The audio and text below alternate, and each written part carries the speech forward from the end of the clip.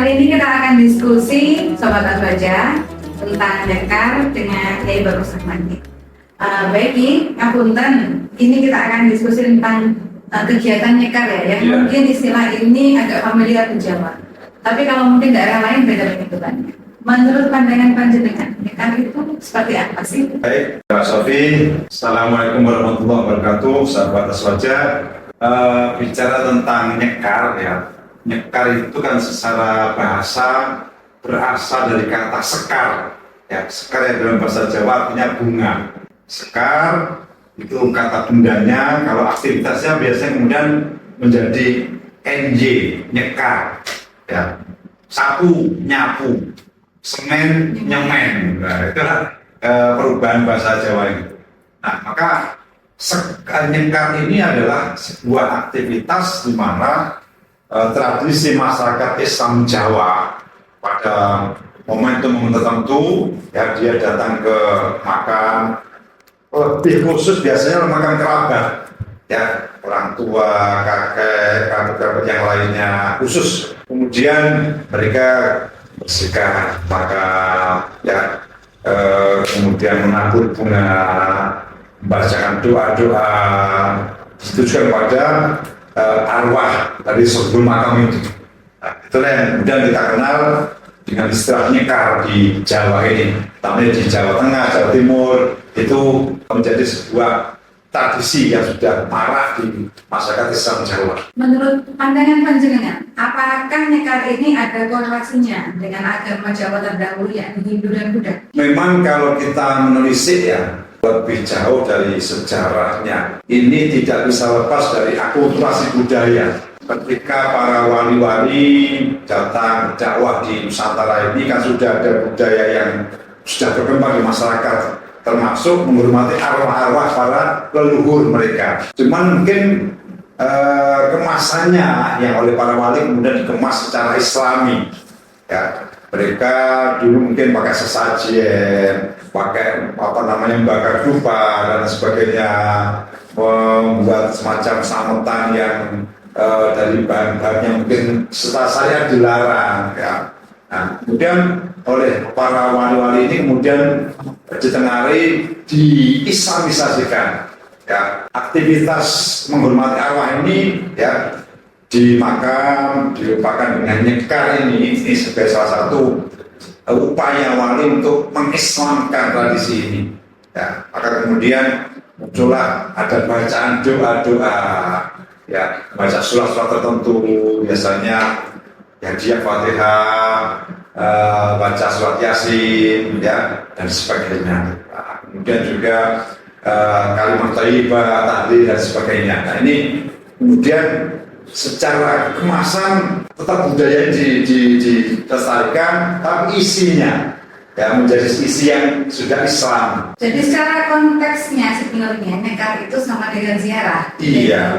Kalau nyekar mungkin lebih kepada kekerabatan, bukan ke ziarah makam-makam para wali, tapi lebih ke kerabat dan ada event tertentu. Iya.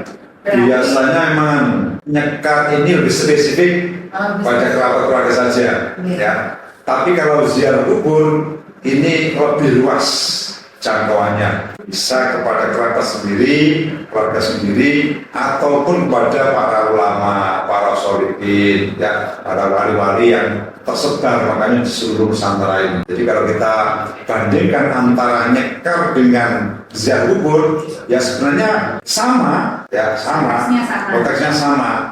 Cuman kalau ziarah ini bisa lebih luas cakupannya, yang di ziarah bisa berbagai pihak atau berbagai kalangan, baik keluarga maupun orang lain. Kalau ini kan bisa khusus lebih ke usul atau huruf, malah seperti itu.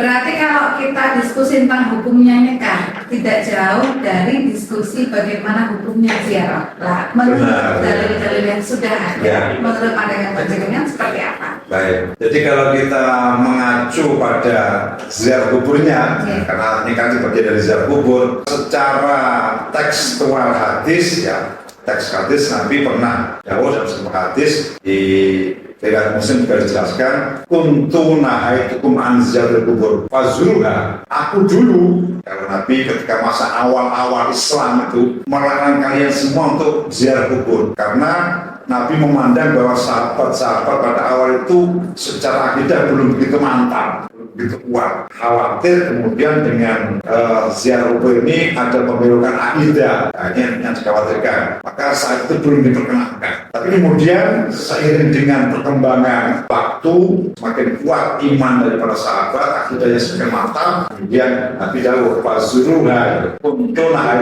ziarah kubur fazuruha. Sekarang silakan. Ada kata yang lain fal'ana fazuruha, atau dalam riwayat yang lain ada kuntu nahaitukum an ziyaratil kubur. Ya. Kemudian Nabi ada kalimat yang lainnya, udhina li Muhammadin fi ziyarati ummihi.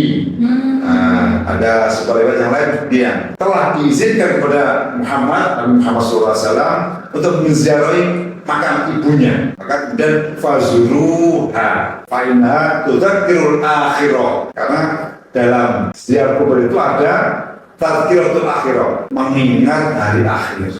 Dan ini secara jadil sebenarnya kita bisa berlandaskan dari hadis-hadis tersebut. Apalagi hadisnya riwayat Imam Muslim. Muslim, yang kedua tadi Imam Tirmidzi. Ya, secara kekuatan hadisnya ya bisa sahih, bisa setidaknya hasan, ya setidaknya hasan. Dan itu bisa dibuat sebagai landasan hukum dalam Islam. Nah, kadang-kadang audiens itu nggak puas dengan dalil saja. Yeah. Mereka kadang mintanya itu lebih ke ulama, kata ulama gitu. Kita gimana kata ulama kayak gimana? Nah, sekarang karena memang kita menghadapi sahabat Aswaja ini pasti akan menghadapi masyarakat yang bagaimana. Perlu juga landasan yang lain, perlu juga pandangan ulama, perlu juga bagaimana pandangan ulama tentang nyekar yang tadi juga konteksnya sama dengan ziarah.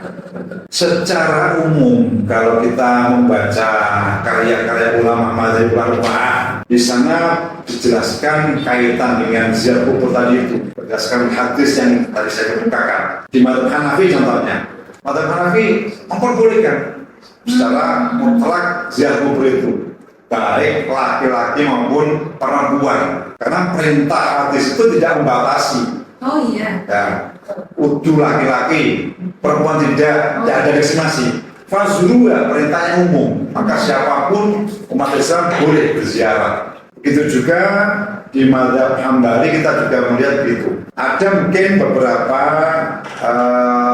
perincian dalam mazhab Maliki, ada semacam perincian kalau laki-laki semuanya sepakat saya bilang. Ya, keempat mazhab ini semua sepakat memperbolehkan ziarah kubur. Tapi kemudian ada juga yang hadis yang menjadi landasan, kemudian ada yang memakruhkan untuk perempuan, bahkan kemudian ada yang sampai kepada tahap untuk haram hukumnya ziarah kubur bagi perempuan. Ada hadis ini, la'ana Allah Ta'ala zawaratil kubur. Allah melaknat perempuan-perempuan yang banyak berziarah kubur. Karena zawarat ini pakai sifat mubalaghah. Ya, sering atau mungkin intensitasnya ya banyak berziarah. Nah ini justru dilaknat. Ya, kata-kata laknat itu kemudian oleh para ulama dipahami bahwa kenapa perempuan ini dilaknat. Kalau terlalu banyak. Ya biasanya kalau terlalu banyak mungkin dia ngelirpak nih bahasanya, kewajibannya sebagai istri dan sebagainya. Atau juga ini kalaupun tidak dia pahami sebagai sigotul balaghah ya, sebagai perempuan biasa saja, perempuan itu punya sikap yang lembut, hati yang lunak, ya, mudah terenyuh. Ya, kemudian dikhawatirkan ketika mereka berziarah, ya, kemudian timbul keterenyuhan yang mendalam pada dirinya sampai kemudian menangis. Kadang-kadang menangisnya kan lebih histeris itu. Nah, ini kemudian dikhawatirkan kalau sampai timbul demikian nanti, ya paling ringannya makruh, bisa jadi pada tahap haram tadi itu. Kenapa? Gambaran awalnya ini seperti ketidakterimaan terhadap qadha-qadharnya Allah. Sampai ketika ada keluarga yang meninggal, menangis boleh, Tapi kalau kemudian manifestasi histeris, ya, sampai kemudian merobek-robek kain bajunya, nah ini menjadi sesuatu yang haram. Berarti memang konteksnya itu adalah la'ana itu sampai di mana tahap perempuan itu membahayakan dirinya, membahayakan sekitarnya, atau mungkin ketika sampai ada potensi fitnah barangkali ya? Ya, betul. Karena memang fitnahnya itu ya itu. Jadi mungkin perempuan ketika berziarah, ya, misalnya terlalu glamor, ya, itu juga fitnah. Ya, kemudian tadi itu sambil nangis, terlalu kencang, histeris, itu juga menunjukkan fitnah yang lainnya. Ya, jadi selagi itu bisa diatur, dimanage oleh perempuan itu, kondisikan, tidak terjadi itu tidak masalah. Berarti memang betul ya, kalau memang ziarah itu, sahabat Azwaja, kita harus perhatikan tujuan utamanya apa, nyekar tujuan utamanya apa, jangan sampai daunnya Yai Bagus tadi ngelirwak nih, atau melalaikan mengesampingkan tugas utamanya, baik ziarah itu maupun ibadah-ibadah yang lain, tapi jangan sampai melepaskan tugas utamanya. Oke? Nah, di sini karena memang sudah jelas ya Sobat Al-Baja dari pandangan para ulama dan juga dalilnya, konteks utamanya adalah garis di mana hukum tersebut ada dan bagaimana pandangan masyarakat. Di sini yang menjadi menarik adalah sebenarnya pandangan Islam sendiri terhadap, kan ini mungkin tidak di semua daerah ada ya, tidak semua daerah ada. Walaupun kita sering menemukan di kemarin kita juga lihat ada beberapa orang yang berziarah ke makam ulama-ulama di Mesir, kemudian berziarah ke makam ulama-ulama di Tarim, Yaman. Cuma secara global, sebenarnya Islam secara internasional memandang kebiasaan ziarah ini seperti apa? Ya, berdasarkan hadis yang tadi saya kemukakan, ya, secara umum ulama itu memandang ziarah kubur ya sesuatu yang sunnah, ya sunnah. Landasannya tadi di sana ada kata-kata perintah, fazuruha, itu kan sebuah perintah. Ya, kalau kita mengacu pada usul fikih, ya perintah itu menunjukkan sebuah kewajiban. Cuma di sini perintah muncul pasca adanya itu pun tadi. Ada larangan. Maka tentu tidak bisa diarahkan murni sebuah perintah yang wajib. Ya, maka kemudian ulama banyak menyebutkan bahwa ziarah kubur ini dalam hal itu juga termasuk nikah adalah sunnah. Ya, kita bisa memahami mayoritas ulama menyatakan adalah sunnah, mustahab, ya, sesuatu yang sangat dianjurkan dalam Islam itu sendiri. Kalau ziarah kubur mungkin secara umumnya ke makam ulama yang sudah masyhur di daerah kita atau di wilayah kita. Tapi nekar ini konteksnya tadi lebih kepada kerabat dan juga lebih kepada keluarga dekat. Betul. Biasanya bahkan yang sering saya dengar di beberapa radio itu arus sebelum puasa di lalu lintas itu padat karena apa ya, banyak yang mudik. Nah, mudik bertemu dengan sanak kerabat di tempat asalnya, bahkan mungkin berziarah ke makam orang tuanya. Nah, yang jadi unik ini kebiasaan nekar ini apa betul hanya boleh dilakukan sebelum Ramadan dan hari raya? Ya. Sebenarnya kalau kita bicara secara umum ziarah, kapanpun boleh dilakukan. Ya, kapanpun boleh dilakukan, tidak ada batasan waktu khususnya. Hanya mungkin karena tadi tradisi masyarakat Nusantara, Indonesia, Jawa, ya, yang ketika momentum hari raya ini kan biasanya pada mudik. Nah, pada mudik. Atau kemudian juga sebelum Ramadan juga banyak dilakukan nyekar di beberapa tempat, namanya bukan nyekar, nyadran. Oh, ada. Ya, nyadran, ya, karena itu dari kata Sa'ban itu orang Jawa kadang-kadang susah ngomongnya, ya, Sa'ban itu kan seperti susah ya, kemudian berarti nyadran. Ya, ada lagi yang dari kata ruah itu kirim arwah. Nah, ini sebenarnya terkait dengan tradisi Jawa. Sebenarnya ingin ketika memasuki Ramadan ini kondisi spiritual orang itu siap lahir batin siap menyongsong masuknya bulan Ramadan. Maka persiapannya tidak hanya fisik tapi juga mental, spiritual yang disiapkan. Termasuk mereka kemudian juga mengunjungi kerabat-kerabat, orang tua utamanya, ya, mereka dalam rangka mengirim doa. Dan di situ ada juga muatan birrul walidain. Nah, jadi kalau orang tua kita itu sudah meninggal dunia, apakah kemudian terputus birrul walidainnya? Tidak. Maka momentum nyekar itu adalah sebagai momentum kita birrul walidain kepada orang tua yang telah meninggal dunia. Karena tetap itu birrul walidainnya anak yang sudah ditinggal mati oleh orang tuanya dengan cara ziarah kubur, mengirim doa-doa, mengirim surat-surat tertentu dibacakan di makamnya ataupun di tempat yang lainnya. Ya, jadi sebenarnya itu juga adalah momentum untuk menyambung, ya, kedekatan antara anak dengan orang tuanya di walidain, ataupun menyambung tali silaturahim antara satu orang dengan kerabatnya. Nah, maka itu kemudian muncul qabla Ramadan ataupun pasca ini, hari raya misalnya. Ya, karena momentum itulah momentum orang saling memaafkan, mengunjungi kerabat, ya, saling memaafkan. Maka ini juga digunakan oleh masyarakat Islam Jawa ini untuk mengunjungi kerabat-kerabat yang sudah meninggal dunia. Ya, tujuannya selain memang tadi saya sampaikan di hadis tudzakirul akhirah, ya, mereka juga ingin tetap menyambung, ya, dengan arwah-arwah keluarga yang telah meninggalkan. Seperti semisal orang tua mengajak anaknya, ini kuburannya kakek, kuburannya nenek, biar tahu oh kakekmu dulu begini, nenekmu dulu ini tokoh yang terkenal, beliau ini suka menghatamkan Quran selama bulan Ramadan.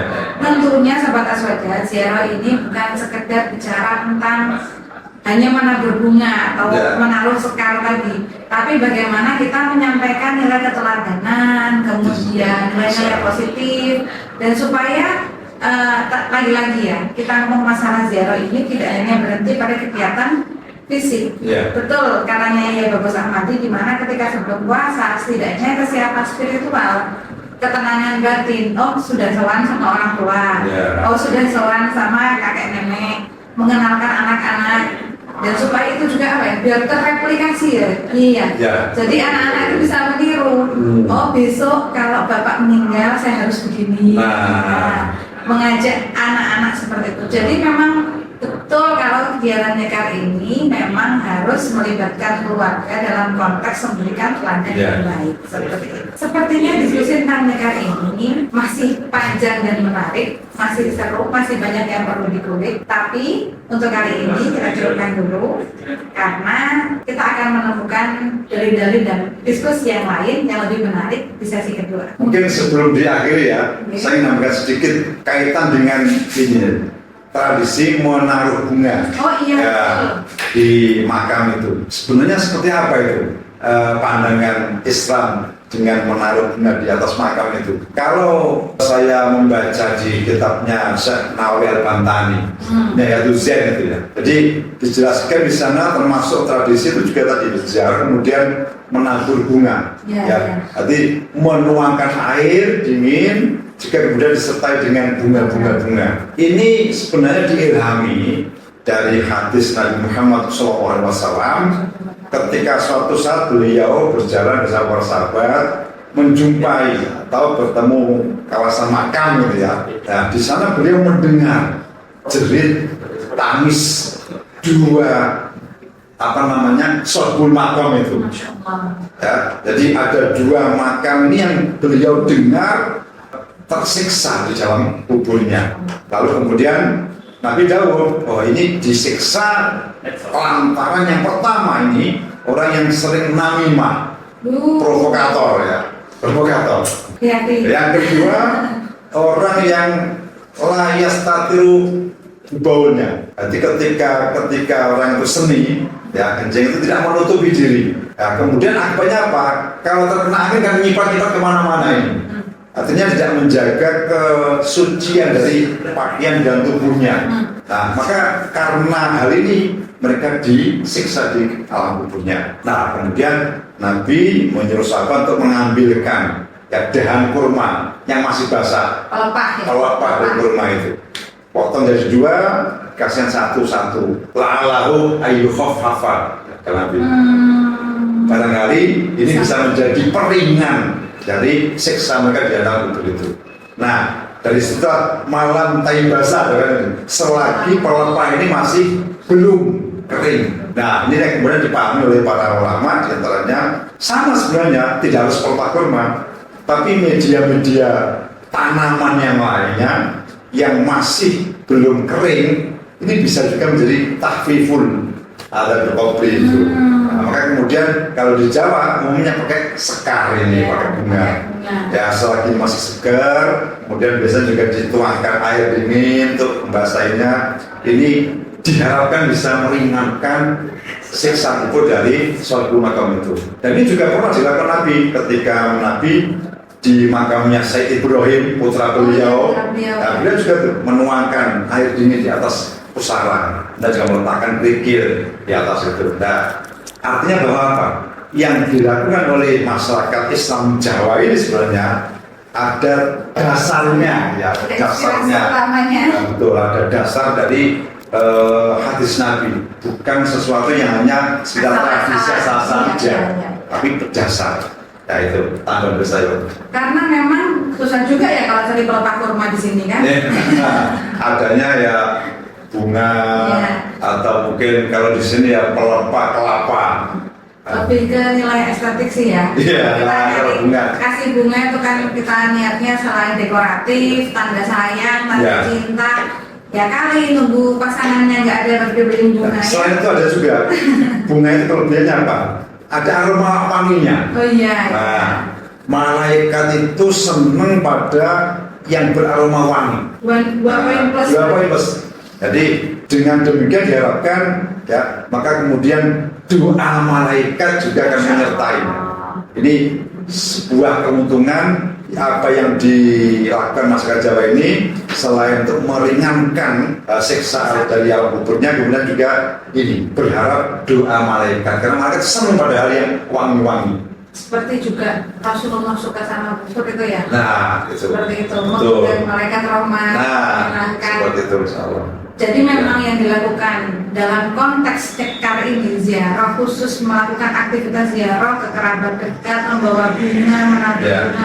Itu kalau kita lihat selama ini mungkin kita cuma niru ya, niru orang sepuh, ya udah ngikut aja gitu. Tapi ternyata sudah ada ya inspirasinya dari Rasulullah, sudah ada juga apa namanya teladannya beliau, bahkan menaruh kerikil juga ya tadi. Kan sering apunten banyak juga yang apunten menyarankan ya, ngapain makan bias ya, ngapain dikasih bunga dibentuk-bentuk, ngapain kan gitu. Ternyata memang Rasulullah sudah pernah memberikan inspirasi. Cuma memang orang Jawa tuh kreatif. Cakep-cakep kan kalau bunga itu didekor sampai membentuk. Nah, membentuk. Bentuk tentu pola-pola tertentu. Jadi memang selain mengharapkan meringankan siksa kubur, aromanya juga diharapkan supaya menarik malaikat untuk kemudian mendoakan. Insyaallah, luar biasa. Masih seru dan masih banyak sekali yang pengen dibahas gemes ya. Jadi Sobat Aswaja, ternyata memang tradisi nikah ini kalau selama ini kita lakukan kesannya hanya duplikasi. Ternyata memang betul kita harus mencari tahu lebih dalam tentang apa saja yang kita lakukan. Dan ternyata Rasulullah juga sudah pernah mencontohkan, Rasulullah juga sudah memberikan inspirasi bahkan dari mulai menabur mungkin pelepah kurma, tapi ya kali mangkoknya mau dipasangin pelepah kurma jarinya kan susah, jadi dikasih bunga dengan harapan tadi. Kemudian selanjutnya terkait dalil-dalil yang disampaikan juga insyaallah kuat semua ya. Insyaallah dalilnya itu hadis-hadis yang sahih, hadis-hadis yang sahih. Ya. Jadi konteksnya lagi-lagi segala sesuatu itu memang betul kita harus cari landasannya dan jangan mudah mengkafir-kafirkan kalau tidak tahu landasannya. Dan kita akan menemukan dalil-dalil yang lain di bincang-bincang berikutnya. Sebelum closing, saya ucapkan terima kasih banyak kepada Yai Bagus Ahmadi yang sudah menyediakan waktunya. Dan insya Allah diskusi kali ini akan menjadi bekal ya untuk teman-teman Sobat Aswaja. barangkali satu statement terakhir dari Ya. panjenengan.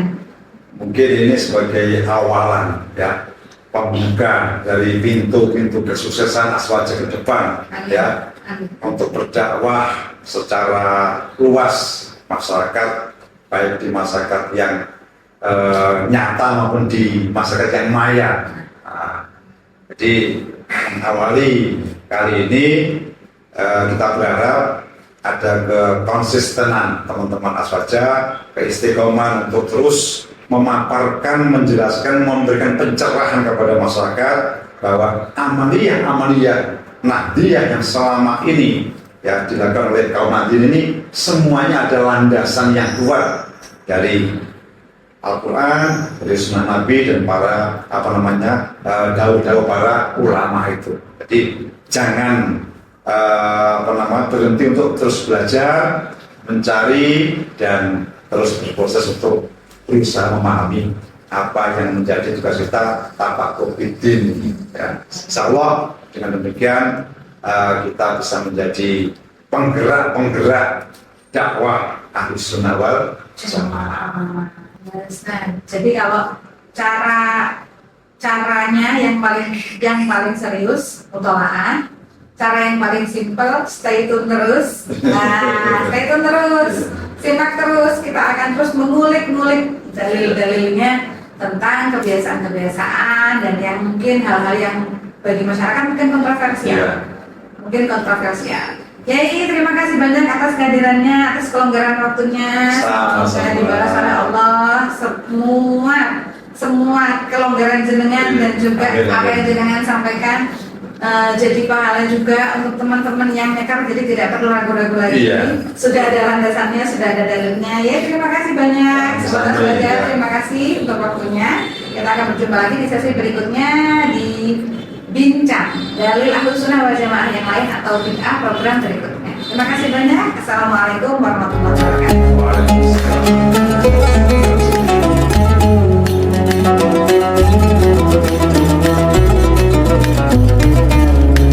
وقرنا فيه من عيب سوى أنه مر كلمح بالصريح سدد